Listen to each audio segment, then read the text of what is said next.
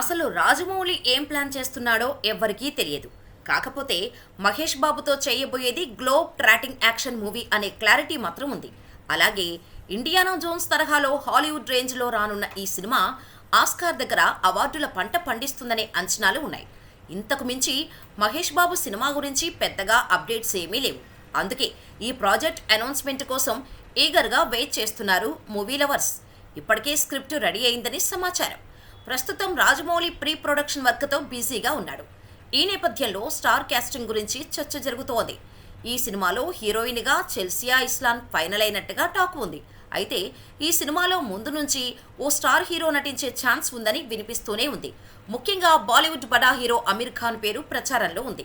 ప్రస్తుతం అమీర్ ఖాన్ కొత్త సినిమాలేవి చేయడం లేదు.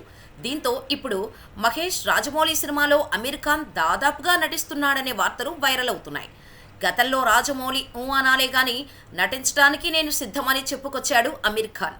ఒకవేళ జక్కన్న అమీర్ను అప్రోచ్ అవ్వాలే కానీ ఈ క్రేజీ కాంబో సెట్ అయిపోయినట్టే. ఇదే జరిగితే ఇండియన్ సినిమా హిస్టరీ దగ్గర ఎప్పుడూ చూడని సినిమా చూడబోతున్నామని చెప్పాలి. మరి జక్కన్న ఏం ప్లాన్ చేస్తున్నాడో తెలియాలంటే అఫీషియల్ అనౌన్స్మెంట్ వచ్చే వరకు వెయిట్ చేయాల్సిందే.